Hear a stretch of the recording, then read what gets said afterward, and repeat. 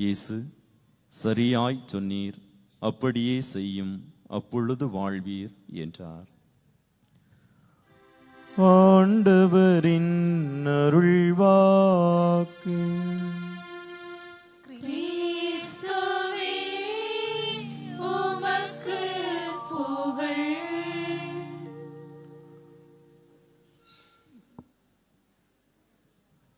தூர இருப்பவர் அல்ல, கூட இருப்பவர். வேடிக்கை பார்ப்பவர் அல்ல, வேதனையில் பங்கெடுப்பவர். சினம் கொள்பவர் அல்ல, எந்நாளும் உறுதுணையாய் துணை நிற்பவர். எனவே கடவுள் அன்பாய் இருக்கின்றார். இயேசுவில் அன்பிற்கினியவர்களே, கோடி அற்புதரை நாடி தேடி நாம் அனைவரும் குழுமி இருக்கின்றோம். அவருடைய அருள்கரம், அவருடைய பரிந்து பேசுதல் நம்மில் வெளிப்படுத்தப்பட மாட்டாதா என்ற எண்ணத்தோடு நாம் குழுமி இருக்கின்றோம். அவர் காட்டுகின்ற செய்கின்ற புதுமைகளும் அரும் செயல்களும் வல்ல செயல்களும் என்னுடைய வாழ்விலும் அரங்கேறாதா என்ற ஏக்கத்தோடு நாம் இங்கே இருக்கின்றோம். ஒவ்வொரு நாளும் மாறிக்கொண்டிருக்கின்ற இந்த உலகில் மனிதர்கள் சுயநலங்களால் கட்டமைக்கப்படுகின்றார்கள்.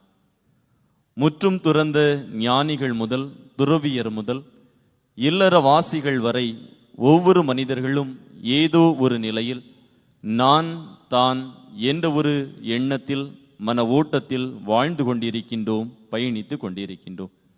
இதனால் எதிர்கால தலைமுறையினரையும் அதே வேளையில் மனித நேயத்தையும் நாம் சிதைத்து கொண்டிருக்கின்றோம், அழித்து கொண்டிருக்கின்றோம் என்பது மறுக்க முடியாத உண்மை.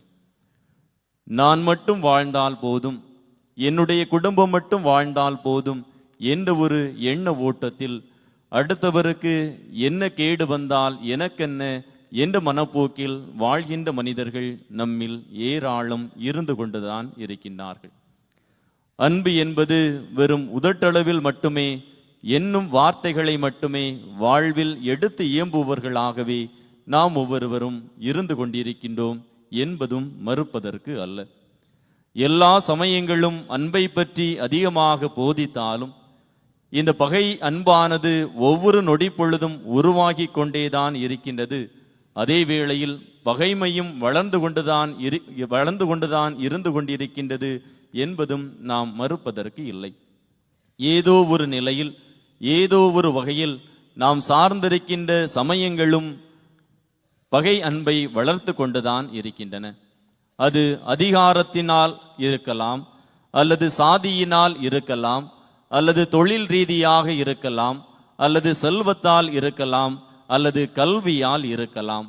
ஏதோ ஒரு நிலையில் நாம் பகை உணர்வை மற்ற மனிதர்கள் மீது வெளிப்படுத்தி கொண்டுதான் இருக்கின்றோம் என்பதை நாம் ஒருபோதும் மறுக்க முடியாது.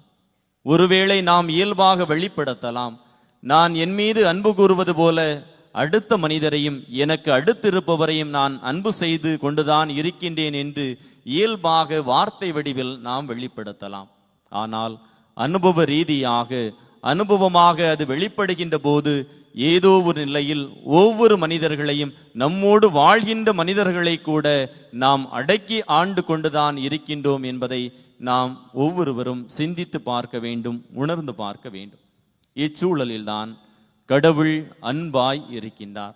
இந்த அன்பான கடவுளை நேசிக்கின்ற நாம், இந்த அன்பான கடவுளை தேடி ஓடி வருகின்ற நாம், இந்த அன்பான கடவுளின் இரக்க பார்வையும் பரிவு பார்வையும் நம்மீது பட துடிக்கக்கூடிய நாம் அன்பாய் வாழ அழைக்கப்படுகின்றோம்.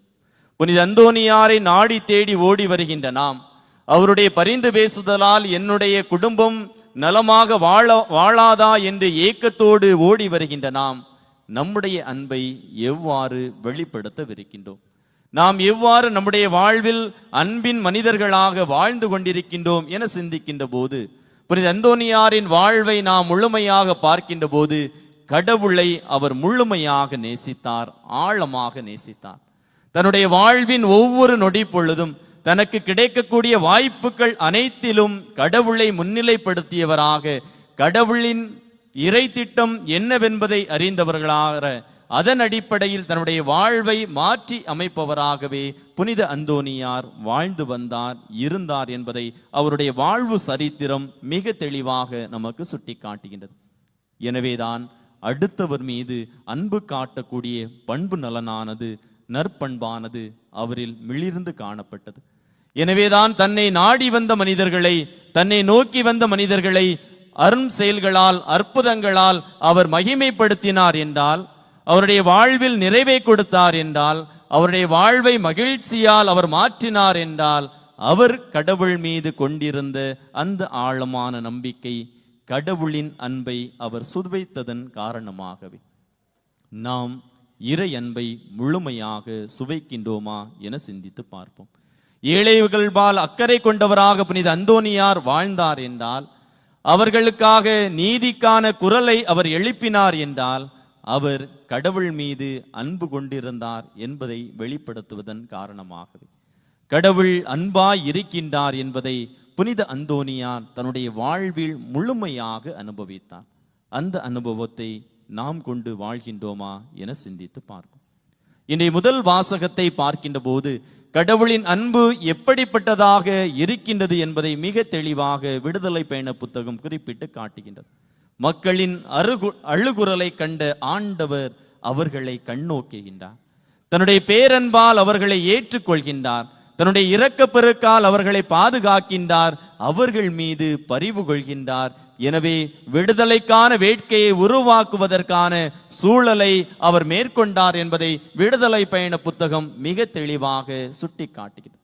மனிதர்கள் அழுகின்ற போது, அவர்கள் கடினப்படுகின்ற போது, வேதனையில் இருக்கின்ற போது கடவுள் அவர்களை கண்ணோக்கினார் என்பதைத்தான் இன்றைய முதல் வாசகம் மிக தெளிவாக நமக்கு சுட்டி காட்டுகிறது. இன்றைய இரண்டாம் வாசகம் ஒருபடி மேலே சென்று கடவுளுடைய அன்பானது எப்படிப்பட்டதாக இருக்கும், கடவுளுடைய அன்பானது எவ்வாறு நிறைவு பொருந்தியதாக இருக்கும், கடவுளுடைய அன்பானது எவ்வாறு முழுமையானதாக இருக்கும், தன்னுடைய ஒரே மகனையே இந்த உலகிற்காக அளிக்கும் அளவிற்கு கடவுளுடைய அன்பு எப்படிப்பட்டதாக இருக்கின்றது என்பதை இன்றைய இரண்டாம் வாசகம் மிக தெளிவாக சுட்டி காட்டுகின்றது. இன்றைய நற்செய்தி வாசகத்தில் ஆண்டவர் இயேசு மிக தெளிவாக சுட்டி காட்டுகின்றார். இறை அன்பும் பிறர் அன்பும் இணைகின்ற போதுதான் மனித வாழ்வு வளம் பெறும். இறை அன்பும் பிறர் அன்பும் இணைகின்ற போதுதான் மனிதர்கள் ஒற்றுமை உணர்வோடு வாழ முடியும். இறை அன்பும் பிறர் அன்பும் மனித வாழ்வில் இணைக்கப்படுகின்ற போதுதான் எல்லாம் நலமானதாய் இருக்கும் என்பதைத்தான் இன்றைய நற்செய்தி வாசகத்தில் ஆண்டவர் இயேசு குறிப்பிட்டு காட்டுகின்றார்.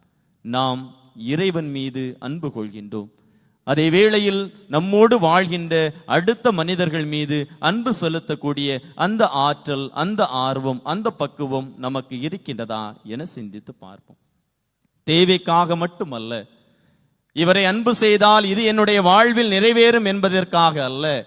அன்பு என்பது இயல்பாக நம்மை கொடுக்கக்கூடியது. புனித அந்தோனியார் அவருடைய வாழ்வில் மிக தெளிவாக வெளிப்படுத்துகின்றார்.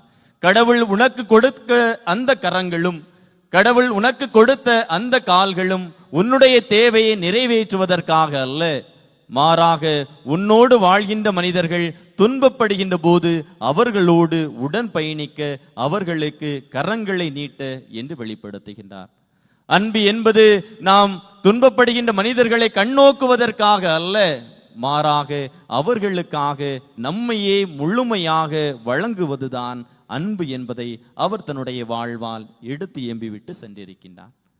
12ஆம் நூற்றாண்டில் வாழ்ந்த மனிதர் இன்றும் பேசப்படுகிறார் என்றால், 12ஆம் நூற்றாண்டில் வாழ்ந்த மனிதரை இன்றும் நாம் நாடி தேடி ஓடி வருகின்றோம் என்றால், கடவுளின் அன்பை அவர் முழுமையாக சுவைத்ததன் காரணமாகவே. அந்த அன்பை சுவைப்பதற்கான ஆர்வத்தோடு நாம் குழுமி இருக்கின்றோம். நம்மோடு வாழ்கின்ற சக மனிதரிடத்தில் முழுமையான அன்பை வெளிப்படுத்துகின்ற பக்குவத்தை நாம் உருவாக்கி கொள்வோம். அது சாதாரண அன்பு அல்ல, மாறாக பகைவரிடத்திலும் அன்பை கொடுப்பவர்களாக வாழ நாம் ஒவ்வொருவரும் அழைக்கப்படுகின்றோம். ஆண்டவர் இயேசு சிலுவையில் இருக்கரம் விரித்தவராய் இருந்த அந்த நொடி பொழுதும், தந்தையே இவர்களை மன்னியும், ஏனெனில் இவர்கள் அறியாமல் செய்கின்றார்கள். பகை அன்பையும் பகைவருக்கும் அன்பை அவர் எடுத்து காட்டுகின்றார், எடுத்து இயம்புகின்றார். நாம் நம்மோடு வாழ்கின்ற சக மனிதரிடத்தில் முழுமையான அன்பை கொடுத்து வாழ்வதற்கான ஆற்றல் நம்மிடம் இருக்கின்றதா என சிந்தித்து பார்ப்போம்.